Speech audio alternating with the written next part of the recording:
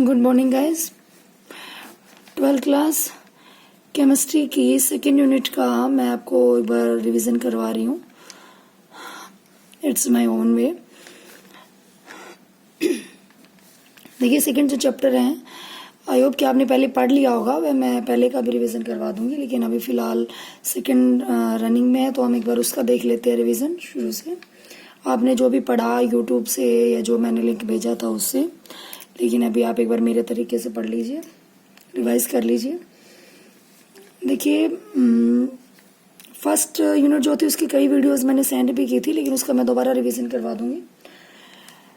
तो देखिए, हमारे पास जो सेकंड यूनिट आती है उसका नाम है सॉल्यूशन।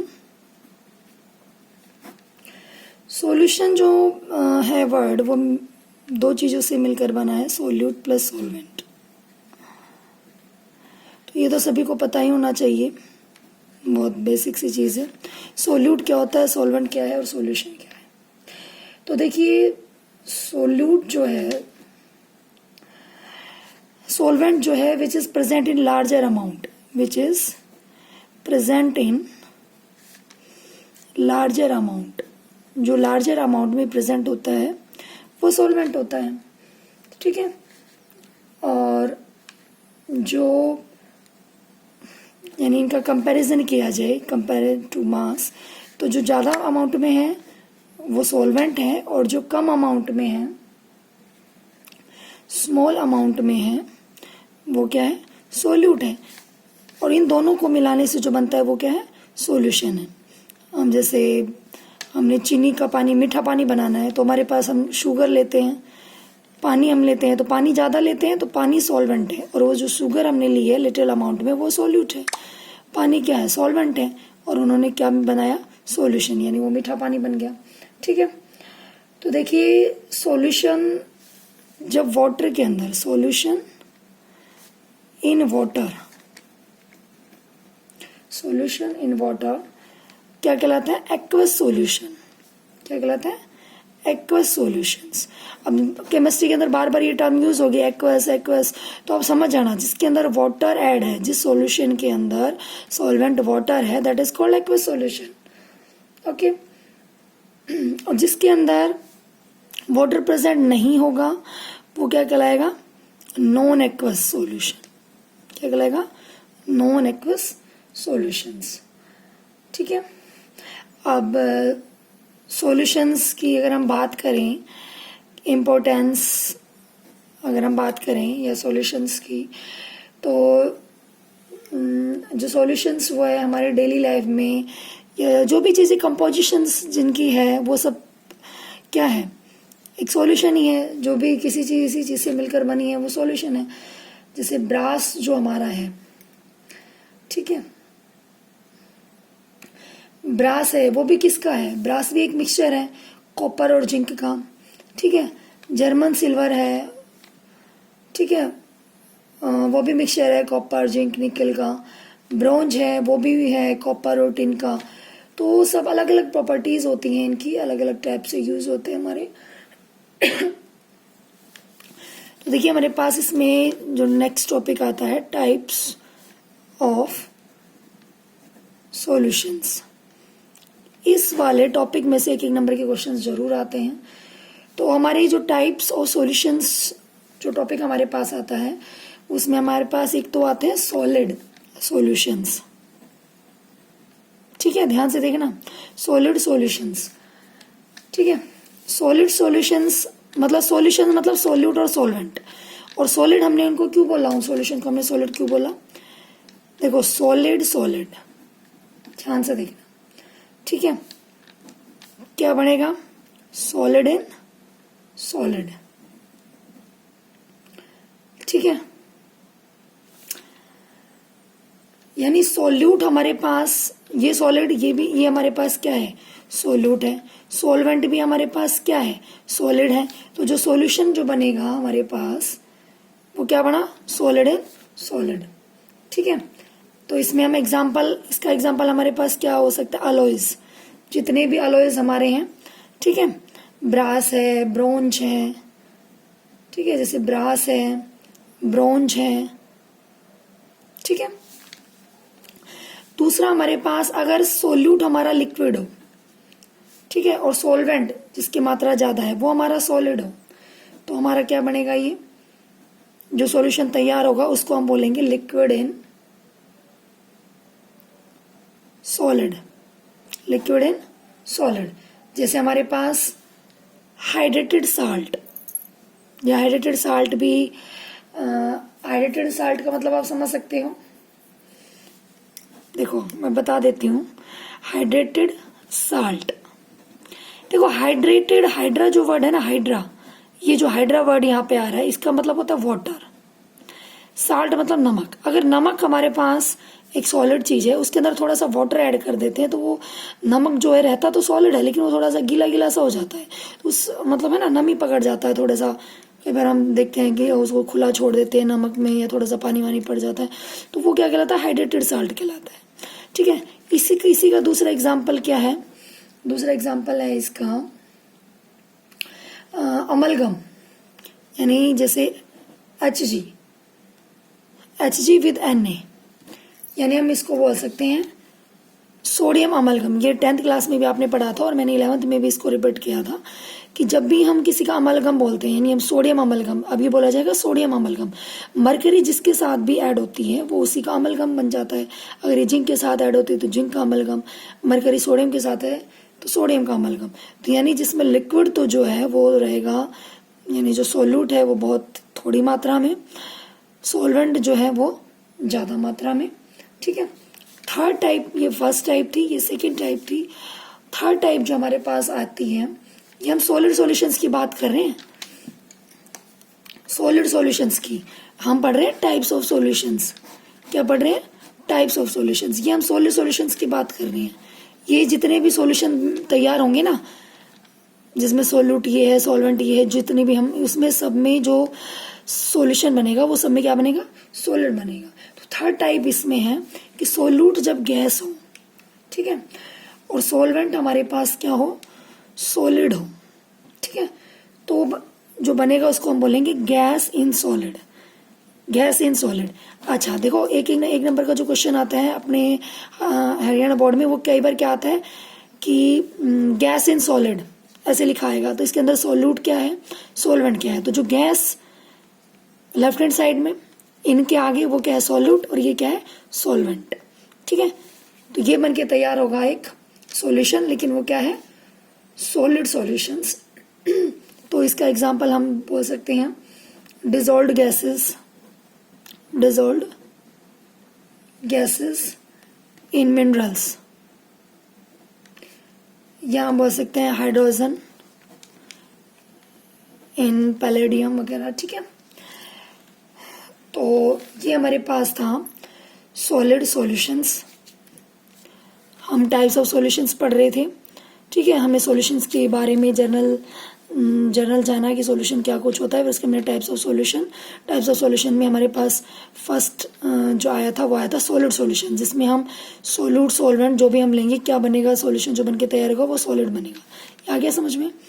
नेक्स्ट जो हमारे पास आता है, इसका जो सेकंड टाइप हम जो पढ़ेंगे वो आता है लिक्विड सॉल्यूशंस, लिक्विड सॉल्यूशंस।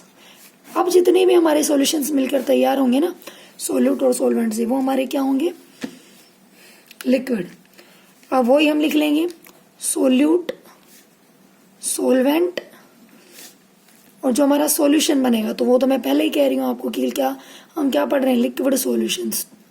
ठीक है, तो या हम बोल सकते हैं लिक्विड सॉल्वेंट। तो इसमें सोल्यूट हमारे पास, हमने मान लो 3 तक तो हमने पढ़ लिए थे, या इसका अलग से देख लो। फर्स्ट टाइप सोल्यूट हमारा सॉलिड है, लेकिन सॉल्वेंट हमारा क्या है, लिक्विड है। अभी क्या कहलाएगा, सॉलिड इन लिक्विड बोला जाएगा, सॉलिड इन लिक्विड। सोल्यूट हमारे पास लिक्विड है, सॉल्वेंट हमारे पास लिक्विड है, तो हमारा क्या कहलाएगा, लिक्विड इन लिक्विड।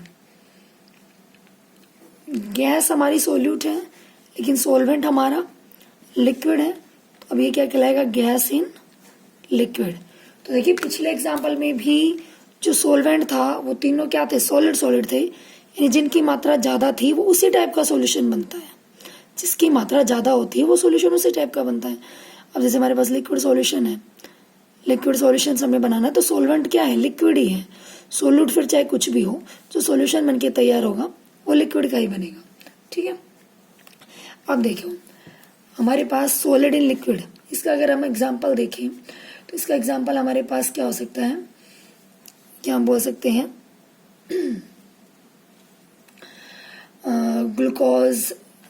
ग्लूकोज का पानी, ग्लूकोज या शुगर का सॉल्यूशन। ठीक है, और लिक्विड इन लिक्विड, इसका एग्जांपल हम देख सकते हैं या तो मिथेनॉल या बोल सकते हो इथेनॉल, कोई भी अल्कोहल जैसे मिथेनॉल या alcohol in water. Okay, next हमारे पास है गैस, जब लिक्विड के अंदर थी, गैस इन लिक्विड हमने बोला था, तो इसका एग्जांपल क्या होगा हमारे पास, oxygen in water, oxygen in water. ठीक है, तो नेक्स्ट हमारे पास जो थर्ड टाइप जो आती है हमारे पास सॉल्यूशंस की, वो क्या आती है, गैसियस सॉल्यूशंस। अब जितने भी सॉल्यूशंस हमारे बनेंगे वो गैसेस बनेंगे, तो शर्त वही हमारी सेम, सोल्यूट, सॉल्वेंट और सॉल्यूशंस जो बन के तैयार होंगे वो क्या कहलाएंगे, गैसियस सॉल्यूशंस। ठीक है, तो ये आंख बंद करके लिख दो, सॉल्वेंट हमें हर बार क्या होंगे, गैस होंगे। मैंने पहले बताया था जिसकी मात्रा ज्यादा होगी वो क्या कहलाता है, सॉल्वेंट कहता है, which is more in amount, और सॉल्यूशन भी उसी का बनता है।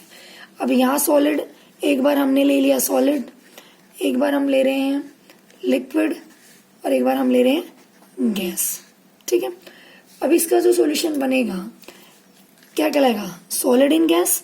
अब मैं दोबारा नहीं लिख रही हूँ इस टाइप में, सॉलिड इन गैस, दूसरा हमारा लिक्विड इन गैस, तीसरा हमारा गैस इन गैस। तो गैस इन गैस लिखा आएगा तभी आपको क्या कहना है कि सॉलिड गैस है और लिक्विड भी गैस है, यानी सोल्यूट भी गैस है, सॉल्वेंट भी गैस है, सोल्यूट लिक्विड है, सॉल्वेंट गैस है, सोल्यूट सॉलिड है और ये गैस है। तो इसका एग्जांपल हमारे पास अगर हम गैसेस सॉल्यूशंस की बात अगर हम करें, ठीक है, तो गैसियस सॉल्यूशंस का example first solid in gas, तो इसका एग्जांपल हमारे पास क्या आएगा, iodine vapour, iodine vapour in air. ठीक है, या आप कैम्फर कपूर की गोलियों का बता सकते हैं नाइट्रोजन गैस वगैरह के अंदर। तो देखिए आयोडीन वेपर्स हमारे ये सॉलिड थे और सॉल्वेंट हमारा क्या था, गैस था। ठीक है, जब हमने आयोडीन को रखा गैस के अंदर तो क्या बन गया, गैस गैस बन गई पूरा उसके अंदर एयर के कांटेक्ट में आते ही वो क्या हो गए, गैस के फॉर्म में कन्वर्ट हो गए। ठीक है, अगला हमारा इसका एग्जांपल हमारे पास क्या है, humidity in air, humidity in air. ठीक है, और गैस इन गैस, जब सोल्यूट भी गैस हो लिक्विड भी गैस हो, तो ऐसे एग्जांपल तो आप अच्छी तरह जानते हैं, एयर हो सकती है, ऑक्सीजन, नाइट्रोजन, जो भी एयर की कंपोजिशन है। ठीक है, तो ये हमारे पास बिल्कुल ही बेसिक सा टॉपिक अभी तक हमारा चल रहा था, लेकिन मैं ये बता देती हूँ जो हमारे पास टाइप्स जो अब बताए थे मैंने, टाइप्स ऑफ सॉल्यूशंस, ये बहुत ही इम्पोर्टेंट है, बहुत ही इम्पोर्टेंट टॉपिक है। 1 मार्क्स कैरी करता है ये क्वेश्चंस, इनमें से 1 नंबर का क्वेश्चन जरूर आता है, या तो एग्जांपल दे दिया जाएगा तब आपसे पूछ लिया जाएगा कि इसमें सोल्यूट सॉल्वेंट क्या है, ये किस टाइप का सॉल्यूशन है, सॉलिड सॉल्यूशन है, लिक्विड सॉल्यूशन है, गैस सॉल्यूशन है। ठीक है, या फिर मोस्टली तो यही आता है कि gas in gas, gas liquid in solid, solute कौन सा है, सॉलिड नहीं है। तो देखो कुछ भी आ सकता है एग्जाम में, तो उसका कोई आइडिया नहीं होता। ठीक है, तो हमारे पास ये आ गया है। अब हमारे पास जब हम सॉल्यूशंस के बारे में पढ़ चुके हैं तो हमारे पास जो नेक्स्ट आता है टॉपिक, जो हमारे पास नेक्स्ट आता है वो आएगा एक्सप्रेसिंग कंसंट्रेशन ऑफ सॉल्यूशंस। अब सॉल्यूशंस हम बना लिया, हमारा बनके तैयार हो गया, तो अब हम उनको किस तरीके से उसकी कंसंट्रेशन हम एक्सप्लेन करेंगे, उनको हम कैसे हम मतलब किस किस टर्म्स में हम उनको एक्सप्रेस कर सकते हैं। जैसे हम अपने भाई किलो में किलोग्राम वगैरह इनमें, तो सॉल्यूशन को जब हम एक्सप्रेस करते हैं तो अलग अलग हम फर्स्ट जो हम पढ़ेंगे कि किस कैसे हम सॉल्यूशंस को एक्सप्रेस करेंगे, तो फर्स्ट हमारा आता है परसेंटेज। ठीक है, कि परसेंटेज यानी कहने का मतलब है हम कह सकते हैं जैसे मास परसेंट हमें निकालना हो।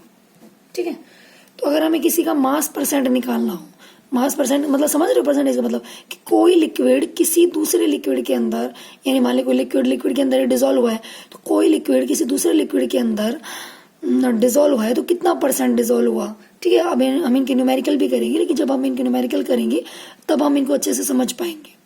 अभी हम फिलहाल देखिए, आपको अगर फिर भी समझ में ना आए तो पूछ लीजिए।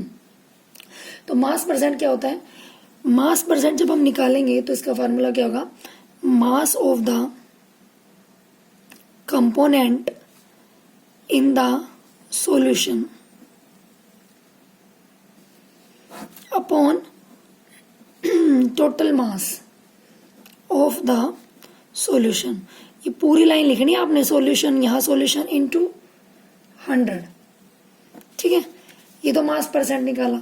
अगर हम वॉल्यूम परसेंट निकालते हैं तो फॉर्मूला क्या हो जाएगा? Volume of the component of the solution upon में total volume of the solution into 100। ठीक है,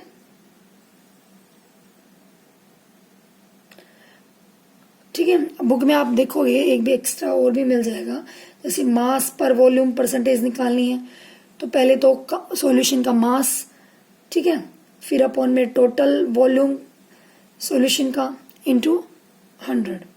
तो हमारा जो मोस्ट इंपॉर्टेंट है वो मैंने आपको बता दिया है। बुक में और भी एक दो एग्जांपल देके आपको दिखा रखे होंगे। वॉल्यूम का भी सेम ऐसे ही बन जाएगा, और मास वर्सेस वॉल्यूम का निकालना है तो मास ऑफ द वही same component of the solution upon total volume of the solution in ml into 100। ठीक है,